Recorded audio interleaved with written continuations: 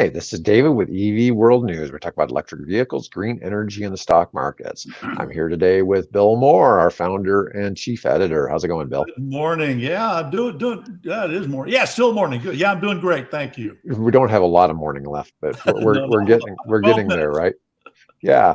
So let's start out. Let's talk a little bit about some of the store closings. We were talking about hydrogen stations closing Mhm.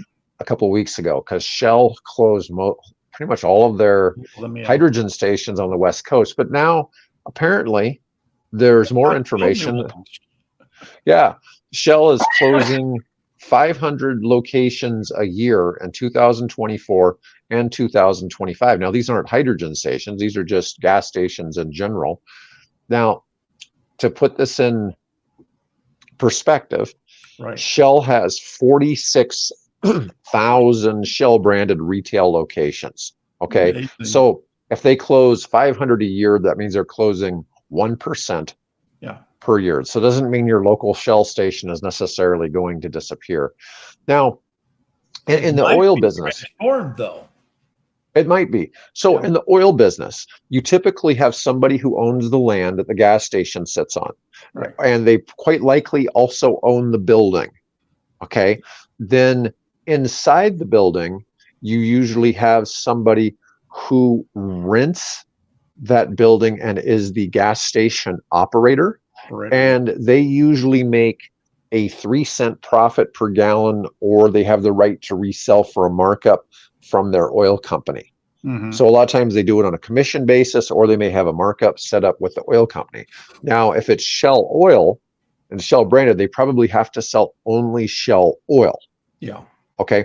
But what happens is there is a wholesaler somewhere that brings the trucks over with the oil. And so it's interesting because you generally have three parties that essentially own a gas station. In a sense, you've got the oil company, you have the retail landlord, and then you have the whoever's renting and operating Right. Yeah. that facility. And most people don't realize it's that complicated, but I'm just saying there's a little bit, I'm sure there's a little more to this. Now, you were saying you looked up Shell's sustainability report. Yeah. What did you see there? So I looked at the article and the thing that triggered me was it said I think it says in the article that they're going to focus increasingly on renewable energy, electrification.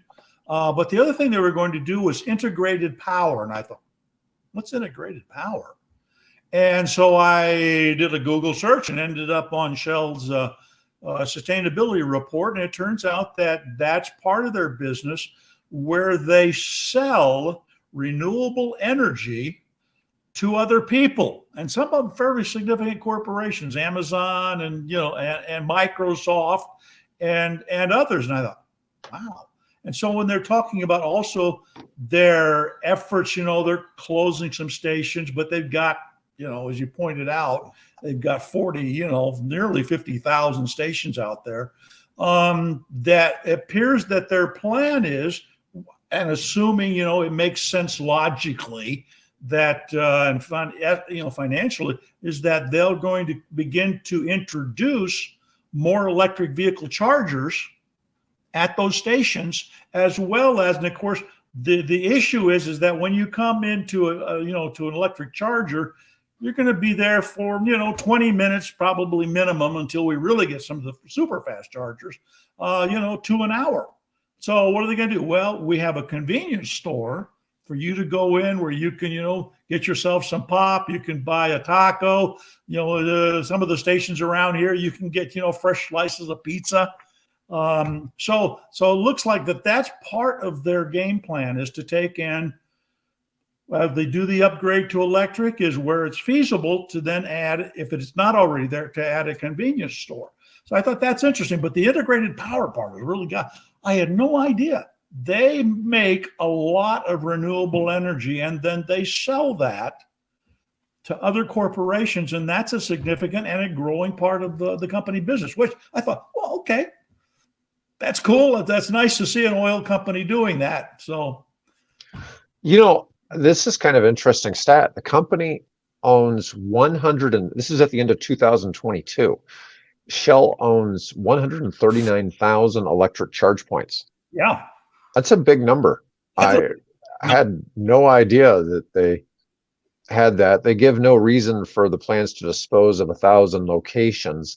What's interesting with that is, companies are constantly closing down unprofitable locations. So I find that fascinating. One of the same articles we were reviewing was talking about Dollar Tree and its Family Dollar subsidiary. They're closing 1,000 locations, and they have some almost 17,000 stores in the United States. really? Yeah, I mean, it's incredible. Now, you've Well, also got we Dollar have General. right over here, but I didn't Yeah, realize there were that many. if you go driving out in the country, if there's not a Walmart, there's a Dollar General near Dollar you. Tree, Now, yeah. we're talking Dollar Tree and Family Dollar. Dollar Tree bought Family Dollar about 8 years ago, and they had plans to close down some locations, particularly where they were redundant, Yeah. and they just hadn't done it. Now they're finally going ahead and doing it, and they're paring out some of the ones that aren't profitable. But it's it's one of those things where it probably should have happened years ago, and now they're just finally getting around to it. I don't. Some of it. Bill and I were talking about this before we went live on the air. I sometimes look at some of these articles and try to see what the journalist was looking for, if they've got some kind of bias in what they're trying to explain, because the whole article we were looking at was talking about all kinds of different companies that Yeah. were Doing closing great down. things, It yeah. mentioned that Walmart had closed 30 locations. How many Walmarts do you think there are in the United States, Bill? Oh my God, what? Probably not six figures, but at least five figures. No, it's not that many. It's 4,800. There's 4,800 4,800. Walmarts in the United States. Okay, so Okay. 30 opening up, closing down. That's basically them getting in a fire. Yeah. you know? Yeah. It's amazing. Yeah. Yeah. Let me see. And Kurt's saying, on the Dollar Tree, when they acquired Family Dollar, there was a lawsuit because there was a warehouse in Tennessee that had dead rats and feces all over the product, Yeah. and they I see had to you're commenting in there on had to that. pay the So, gigantic line. This is what's prompted them to start suing now and closing stores. Yeah, well, I do some work for somebody who supplies them, and so I've seen a whole lot of research on this particular topic, and yeah. it, Yeah. it really is a non-issue. If anything, it should have made Dollar Tree stock go up, because it wasn't like wasn't something they were just closing unprofitable stores, and Yeah. occasionally places have to do it, and that's just kind of the nature of being in business. It's hard to make them all be profitable all the time. And I All imagine a right. lot of those businesses are probably those storefronts are leased and leases expire and or they have trouble getting employees or they have, theft issues persistent. So yeah, lots of reasons why they would close them. Right. But anyways, so I don't know how to read into the Shell thing. We've seen some articles that come out that talk about what an enormous impact EVs have had on the oil space. Yet I've gone and met with oil executives, and they're showing that they've increased. That Oh yeah, last year they increased revenues by 5%, they or have not revenues. I'm sorry, oil oil usage by production. 5%. They've increased to a record amount last year, I believe. Yeah. Yeah, one of the things in the EV space, passenger cars only account for 25% of oil usage. Oh yeah. And so 75% of world oil capacity that's used is not used for passenger cars. Yeah, it's Now, it may probably be used for commercial vehicles, airplanes, other things, but something like more than a third of it is used in yeah. manufacturing or as part of products. What the oil companies are beginning to do because they see this inevitable growth of electric vehicles. I mean, the road could be long and bumpy to get to where we think it should be, but now they're shifting over to plastics. Well, even think about asphalt roads. Well, So we asphalt don't, roads, yeah. we do concrete roads in Nebraska, but when I lived in Tennessee, it was all asphalt roads. And so those have a Well, there's high a fair amount share of of asphalt petroleum here product. too, but yeah. Oh, I'm sure we do, but I never see anybody putting it Yeah. in. I always see we live in this freakish town called Papillion, Nebraska, where when there's a pothole, Among the 5 best or something like that, 10 best small towns in the you can have the America. tiniest pothole in the road here in Papillion. Next thing you know, there'll be excavators out there pulling the whole section of road out, and they're repouring the whole damn thing. I haven't quite figured that out. There's Yeah. got to be something to it. I'm sitting here thinking, is that why my property taxes are so high? I can deal with a little more. They could let the road get a little bit more worn out Well, before they have to go replace it. that being said, there are still streets over in bigger Omaha Oh, no, that that's a different story. We that's a won't get into Douglas County. that are an absolute mess. So yeah. So Douglas County is more like, thank you, Mayor Black and the city council here in Papillion. We really yeah, appreciate you guys. Omaha's not on the downside. Like if you go to LA County, you're driving around Los Angeles and you can't figure out where does all their tax money go, because it's certainly not going into roads. Omaha's better than that. Yeah. But when you come to Sarpy County, it's like they must have all these people on the payroll that they just need to put to work because no, Our secret? I don't know. My I mean, God. We'll bring in hordes of people, and then we'll have trouble keeping up our roads. yeah, we were listed a couple of years ago as one of the 5 Yeah. best places in the United States to live. Yeah. Well, a couple of years, actually, several years in a row. So Yeah, yeah. but let's see, what was this? Oh, part of them increasing output is because Biden sold off most of our reserves, keep pushing to refill our reserves. So that's a bit tit for tat. There's probably some truth to that. I don't know if we tried refilling the reserves or not because the price never really went back down to where it needed to be. Yeah, I don't know. I don't know where the reserves are at the moment. So yeah. Stop your car from leaking oil when the road is literally made out of petroleum. Yeah, well, yeah, but it's processed a little differently. And there's a little more to it when it leaks onto the road and then it rains and it washes into the sewer system and it gets into the water supply. Yep. That's a different ball game. Whereas what's in the road is solidified, and I'm not saying it's probably not leaching into water supply. To some extent, it's not the same.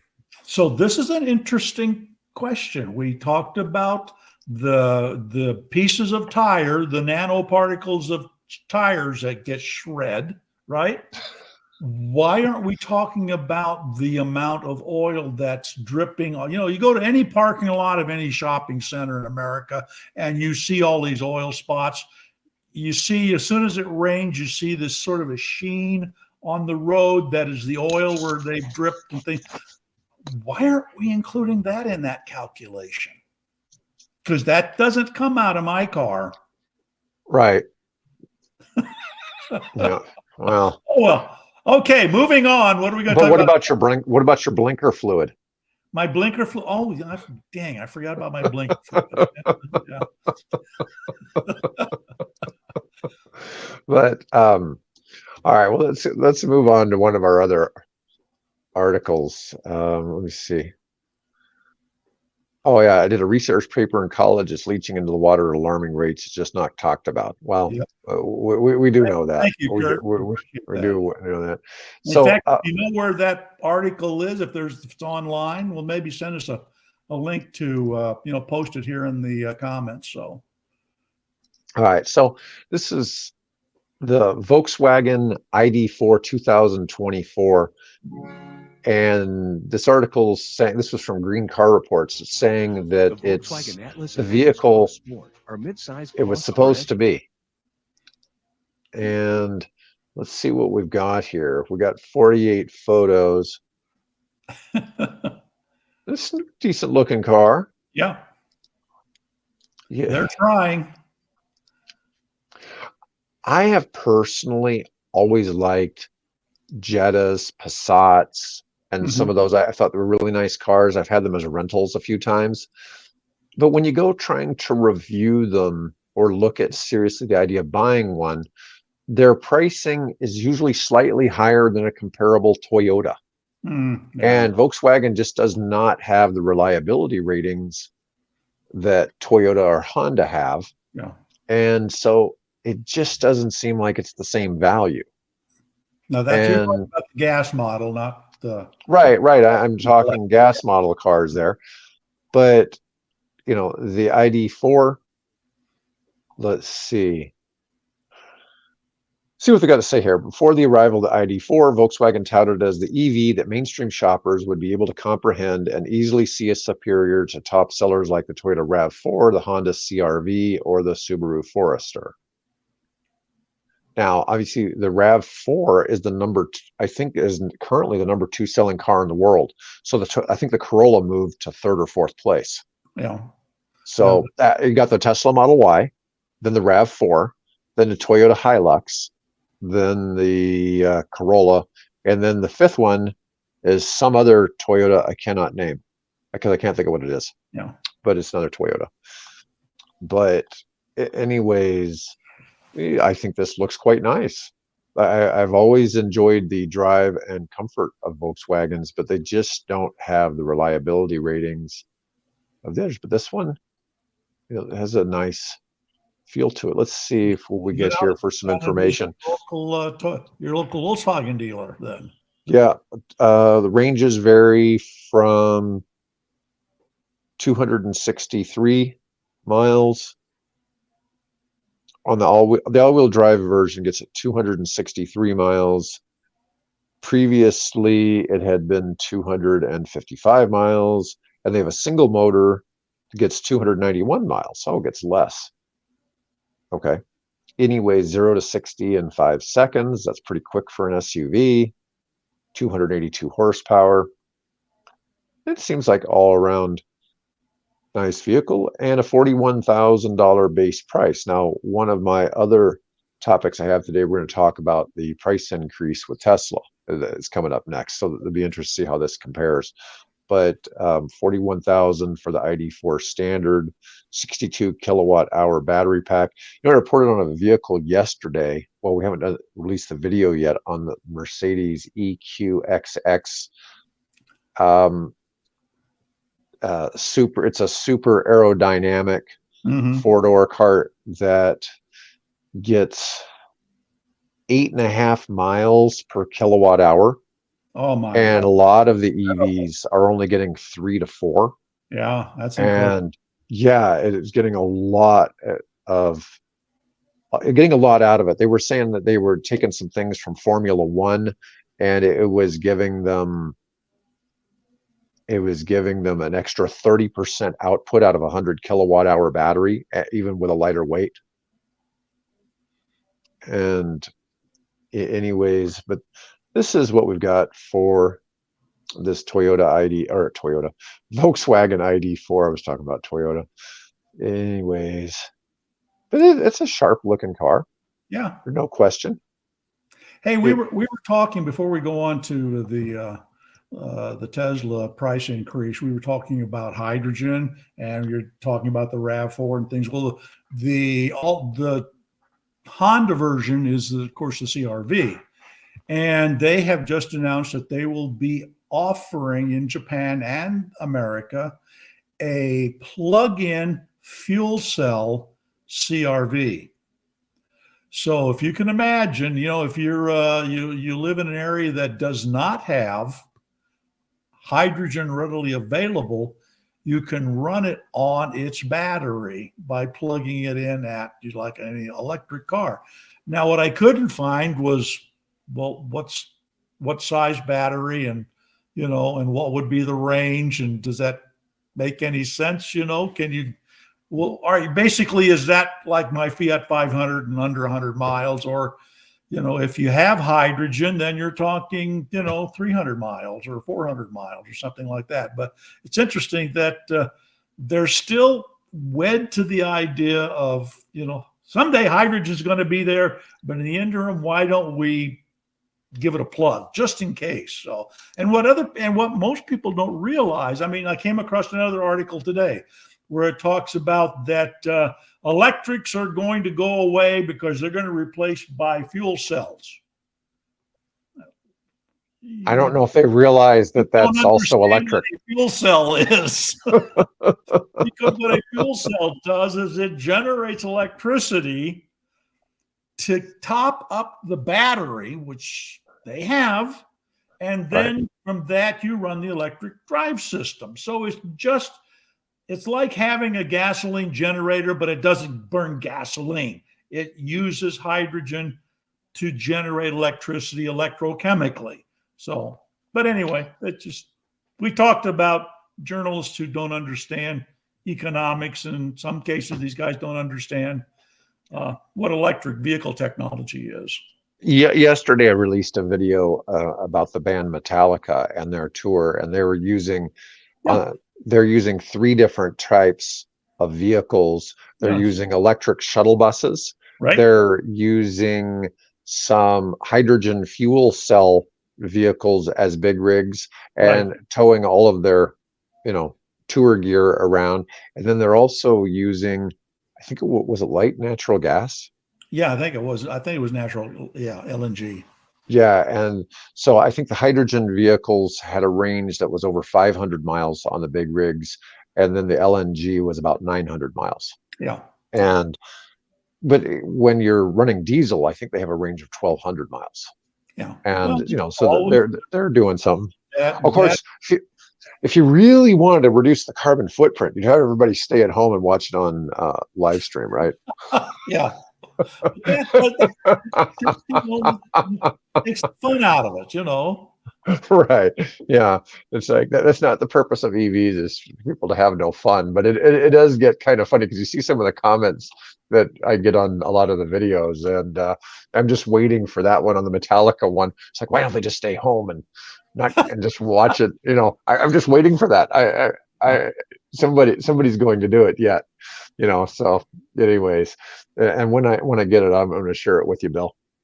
All right. So my next article is about Tesla raising prices. We keep seeing Tesla lowering prices, and I think this may just be a seasonal aspect, but they're raising prices on the Model Y by $1,000 on April Fool's Day. And now are they really though? Because it's an April Fool's Day joke, maybe? Yeah, maybe they're giving you a second Model Y for the price of one.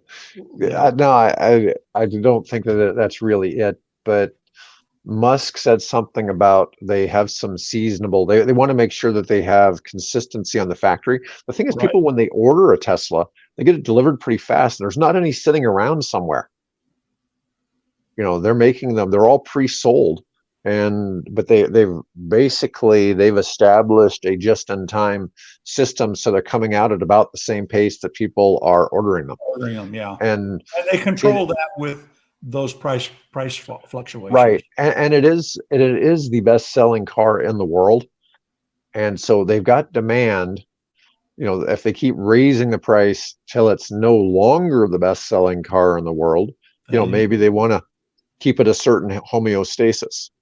Yeah. And this is kind of, Bill and I were discussing inflation and different stuff like this. And there's different things you do in economics. You increase the money supply, the Fed buys treasury bonds, different things like this to keep, the money supply in check. And there's all these different advantages and disadvantages to having a weak and strong dollar and different things. And in this case, they're simply deciding to raise the price a little bit because they lowered it, twice last year? Oh, yeah. When I go through the news every day, starting about 6 o'clock in the morning, folks, there's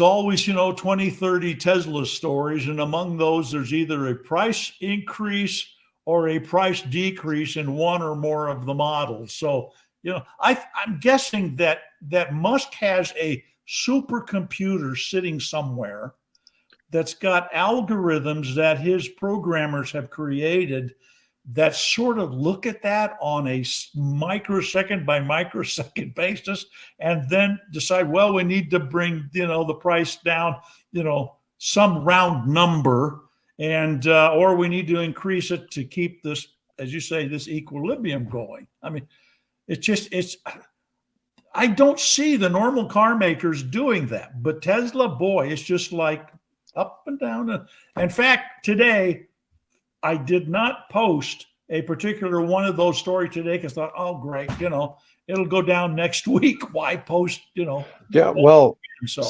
separately, Tesla said on Saturday it would increase the price of the Model Y by 2,000 euros in a few European countries based on the equivalent in the local currencies. Yep. And like I was saying, a lot of this is based on how they fluctuate their production and inventory going out the door.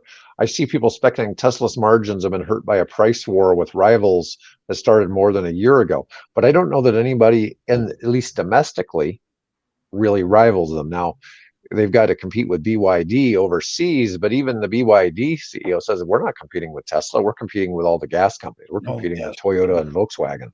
Yeah. And so it's a different kind of look on this. And I found this article today going through on the evworld.com main page. Let's see here. So if somebody is on the evworld.com site and they go over here to news and stocks, we have this daily dose of Tesla, this daily dose of Rivian. And my next article I popped up, let's see, does it load? Yeah, so what it does is it gives some information on the stock and the most recent. So these are all March 19th and March 18th. Yep.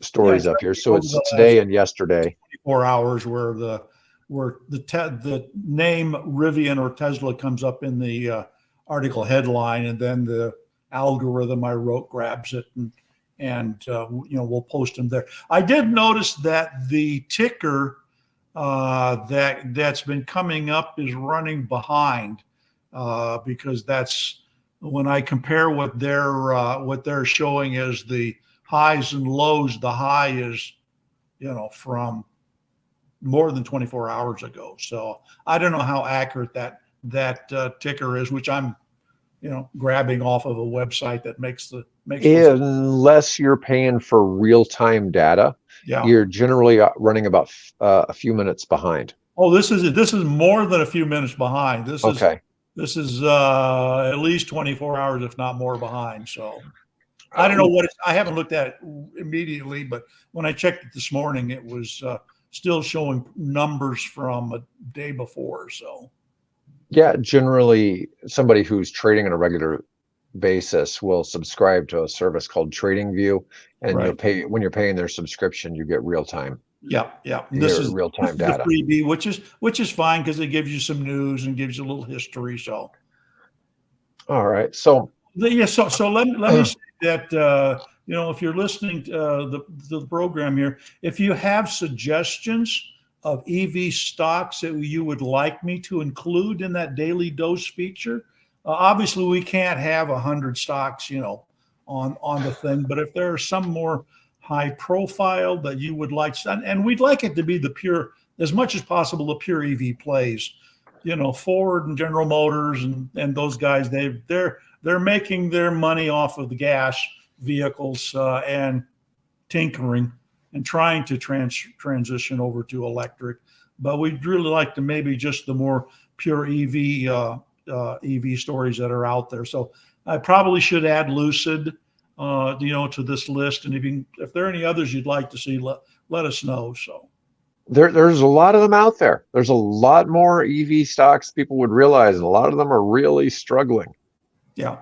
And it is the whole EV industry. I should say the US based ones all seem really fragile all the time.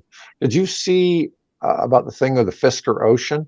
One of the guys did a review on it, or Marquise Brownlee did a review, and the stock went down 50% after his review.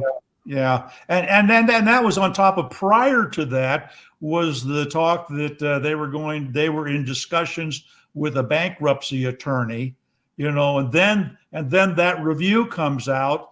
I did see today, I think I posted today or was it yesterday, that they've been given a lifeline whatever that translates, whether it's, we'll give you another 6 weeks or 6 months or whatever it is, or we'll give you an extension on, when to repay this particular loan or whatever. Some lifeline was extended to them. So.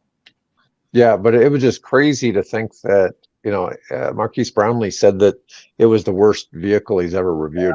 Yeah. And that's pretty harsh, because there's been a couple of other vehicles I've seen him be pretty harsh about. Well, the interesting thing is that his original company, Karma, started getting a little bit of publicity and traction. So, be interesting to see, what happens with that one. So they sort of sunk into obscurity after, he went bankrupt and the assets got bought by I think it was a Chinese group. It's apparently still here in the U.S. But now here about last week, they sort of, stuck their periscope above the water and got a little bit of publicity. So be interesting to see what happens with that. I've heard Musk talk about it's easy to make a prototype. Yep. It's very difficult to manufacture, and we keep seeing this. You and I like Aptera. We want to see Aptera succeed. We're just hoping somebody will come along and buy them. Yeah. Because we just don't see them succeeding without somebody. Tim, you've got lots of money. This is a product that is within the whole sort of design ethos and, an efficiency of Apple. Can't you see an Apple logo on the hood of that car? On the Aptera, yeah. Oh, yeah, the Aptera, yeah. Yeah, I mean, it's similar name, too. I mean, Aptera is not far off of Apple. It almost looks like an Apple mouse. Yeah, yeah. It would be good to see something change there. All right, so next I want to talk about, this isn't really incredibly amazing news, but one of the big things in the EV experience for people, especially if they go on the road, is whether you're on the Tesla network or everybody else's network. Yeah. And Rivian has gained access to the Tesla Supercharger network.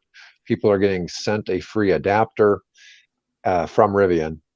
And this is a big deal. So Ford jumped on the bandwagon already, which Ford really needed that. Yeah, and I posted a link to it's on one of the editor's choice of sort of how that whole thing came down and why it came down over on the website. So look under the editor's choice for, I think it was yesterday or day before. Tesla is the only outfit that's really, I'm not trying to crap on all the other charging companies, but there's just so many of them. And you have to have a separate app for every one of them. Mm-hmm. And the Tesla one's just quite more simple and reliable. And it's reliable. Yeah. And that's such a big deal. So that's really touching on the Ford, because Jim Farley was the one that set that ball rolling. And he went on a vacation with his kids. In a Lightning, F-150 Lightning, and the kids kept pointing out, "Hey, Dad, because they were I think they were gone to Yosemite or something like that," and the kids kept pointing out, "Dad, there's they could look at the range the range gauge on the thing, and they said, Dad, there's another Tesla charging superstation, right?" And he began and his family began to have the notorious range anxiety. And so he apparently, Ford hired one of the early Tesla senior engineers to come to work for them. And so Jim started having conversations with, I can't think of the name, but again, it's in the article. Started having conversations with him and said, what would happen if we approached Tesla? And he was advised, hey, they're probably open to it. And so they reached out. The decision was made. Yeah, let's open. And of course, in the process of doing that, Musk is sitting back and saying, "Oh man, I can start charging all these Ford people. Right. Charging, you know, and I think I saw something, they estimate that alone is going to be a $2 billion revenue stream for Tesla. So I don't know if that's the accurate number, but So yes, that now we get Rivian there, and they've been building their own, which is interesting. They've been building their own wilderness charging system. So they've been going into places that people would not necessarily find a charger. And, you know, they've been building their own. So I'm wondering what kind of cross compatibility there's going to be there. So at some point, it might be smart to adopt the NACS standard. That's for sure. going forward. Yeah. You know, Musk has been really good about open sourcing his patents. I'm not familiar with anybody else ever that's ever been willing to do that. What did he open source? Grok. The AI, you know, XAI's, you know, large language model, and he open sourced that, and so yeah. All right, and I had just one more quick little thing, although I don't know how useful this article really is, but new photos of the Model 3 refresh spark excitement. Somebody says the most fun vehicle I've ever had the privilege to drive. I know there was something where Doug DeMuro got a Tesla Model 3 and said it was the most boring vehicle he's ever reviewed. And then the people were saying that he gave a review because he felt that was what his listeners wanted to hear. If you want to see Sandy Monroe, actually it's not Sandy, it's one of his employees, does a side-by-side review of the original Model Y and the Model S, the Model S refresh. They just posted that here a day or two ago. So if you want to check out the changes that they've made, and you know, these are mainly, you have to actually take the car apart to be able to do those kind of comparisons. And this is a car that was loaned to them by the local Tesla dealer. So they're not going to take and demolish this particular car. But you know, he was looking at it from the point of view of how the interior is different, and you know, how they have, you know, changed the padding and the materials used on the grill, and you know, those kinds of things. So it's interesting. There's some, you know, some changes there. Be interesting to see though, once they get a hold of one that they can you know, start taking apart and see what the differences are. All right. Well, Bill, that's all we have time for today. I appreciate you doing the show with me, folks. Please like, subscribe, share this with someone. People, all those things live. Thank you very much. We really appreciate it. Yeah, sure do. Going to end the stream for now. Thanks for